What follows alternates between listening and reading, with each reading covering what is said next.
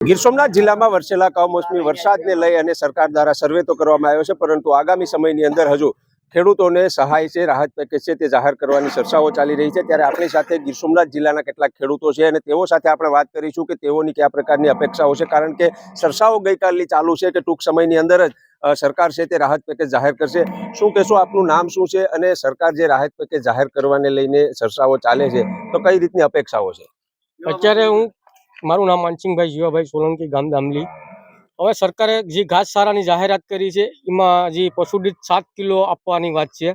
હવે પશુદીઠ 7 કિલો આપે તો માની લો કે અમારે 10-12 ઢોર પશુ છે તો એ અમને કેટલા મહિનાનું આપશે? અમને આખા વર્ષની તો આશા નથી, કમસે કમ 4 મહિનાનું જો પશુદીઠ ઘાસચારો આપવા આવે ને, જે 7 કિલોની વાત છે એની જગ્યાએ 10-15 કિલો ઘાસચારો એક પશુદીઠ આપે એક દિવસનું, તો અમને સરકાર પાસે એવી અપેક્ષા છે કે અમને 2 થી લઈને 4 મહિના સુધીનો ઘાસચારો આપવા વિનંતી સરકાર પાસે। તો પશુઓ માટે ઘાસચારાની વ્યવસ્થા પહેલી કરવા માટેની માંગ ઉઠી છે, કારણ કે ગીર સોમનાથ જિલ્લાની અંદર ઘાસચારાની સૌથી વધુ અછત છે।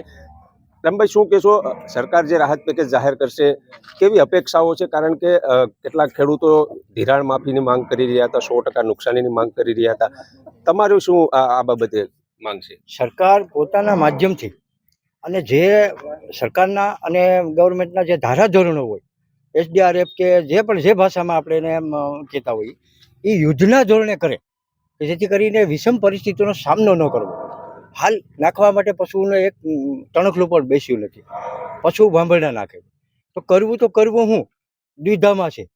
સરકાર વહેલામાં વહેલી તકે યુદ્ધના ધોરણે જાહેરાત કરે અને ઘાસચારાનું વિતરણ કરે એવી અપેક્ષા અમે રાખીએ। તો સરકાર યુદ્ધના ધોરણે જાહેરાત કરે, ખેડૂતો આશા રાખીને બેઠા છે, ઘણા દિવસોથી રાહ જોઈને બેઠા છે કે યુદ્ધના ધોરણે પેકેજની જાહેરાત થાય। ત્યારે અન્ય ખેડૂતો સાથે વાત કરીશું, આગામી સિઝનને લઈને કયા પ્રકારની પરિસ્થિતિ, કારણ કે હજુ પેકેજ જાહેર નથી થયું, ખેડૂતો પાસે કઈ રીતના તૈયારીમાં તો એવું છે કે જે કમોસમી વરસાદ થયો એના લીધે સંપૂર્ણ 100% નુકસાની થઈ છે, અને આ જે નુકસાનીનું છે એ કાઢવા માટે પણ જે મજૂરી ખર્ચ છે એ પણ અત્યારે નથી ખેડૂતો પાસે, અને આના પછીનો જે પાક કરવાનો છે એ કેવી રીતના આગળ પગલાં લેવા એ માટે વિચારે છે કે આમાં કરવું હું, કારણ કે 100% નુકસાની છે। કોઈ પણ જાતનું એક વસ્તુ પણ નથી, છારો બેસો નથી, દાણો બેસો કે નથી માંડવી બસી, માટે ખેડૂતોને કોઈ ઐતિહાસિક પેકેજ સરકાર તરફથી આપવામાં આવે તો જ ખેડૂત બસી શકશે।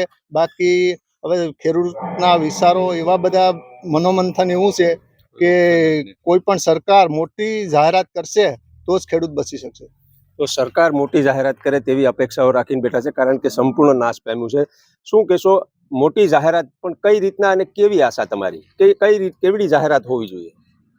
અમારે તો એ કહેવાનું છે કે 50,000 જો નાખે ટ્રેક્ટર દીઠ તો અમે બસી કેમ છે, બાકી કોઈ વળતર વળે એમ નથી સાહેબ। અમારે કોઈ અમારો કોઈ પોઝિશન એવું નથી, અટાણે કંઈ મગજ કામ કરતા નથી। વાત માનો તો અટાણે કોઈ ખેડૂતનો દીકરો રોટલો ખાવા ખુશી નથી, બધા અટાણે એમ છે કે એને આમ કાળા ઢબ થઈ ગયા હોય, જાણે ઘરમાં માણસ મરી જાય એ પ્રમાણે થઈ ગયું ને, એ પ્રમાણે અટાણે અમારો કાળો ઘેર થઈ ગયો। 50,000 રૂપિયા એકર દીઠ રાખવામાં આવે તો એનાથી તમારા ખર્ચને પડતર એ અડધું આ મતલબમાં બીજું કે આ વવાઈ જાય ને આ બધી થાલ હંસવાઈ જાય, બાકી આમાં હાવ માંડવ્યું કહીને તો એમાં પણ ખર્ચો તો કાઢવાના, એને પાછા કાઢવાના મજૂરથી, એને બધી બારે કાઢવાનું, એમાં પછી ભાડેથી કરાવવાનું, બધી કરાવવાનું, માન એ પૂરું થાય 50,000। બાકી આ તો 50,000, બાકી તો આ ખરેખર મારું તો એમ કહે કે સરકારને ભાજપ અમારી મા બાપ છે, બાકી આ અમારો એક નિર્ણય છે કે એ આ એક લેણું માફ કરી દે ને તો અમે જિંદગી ભરીનું ઇન્સાન નહીં ભૂલીએ। અમે તો 30 વર્ષથી ને મત દેતા આવ્યા ને દીધા ને હજી પણ દેવું, પણ આ એનો એક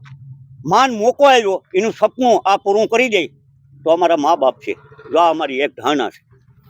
તો આ હતા ગીર સોમનાથ જિલ્લાના ખેડૂતો, અને તેઓ કહી રહ્યા છે કે એકર દીઠ 50,000 રૂપિયા સરકાર તેમને ચૂકવણું કરે ત્યારે માંડ તેઓનો જે નુકસાની થઈ છે તેમની 50% ભરપાઈ થાય। અને સાથે સાથે ખેડૂતો એ પણ કહી રહ્યા છે કે વર્ષોથી તેઓ સરકારને મત આપી રહ્યા છે, પરંતુ સરકારને હવે મોકો મળ્યો છે કે ખેડૂતોનું આ ઋણ કઈ રીતે ચૂકવવું। ત્યારે જોવું રહ્યું કે સરકાર કઈ રીતના રાહત પેકેજની જાહેરાત કરે છે અને ખેડૂતોને કેટલો એમાં રાહત મળે છે। દિનેશ સોલંકી, ન્યૂઝ 18 ગુજરાતી, ગીર સોમનાથ।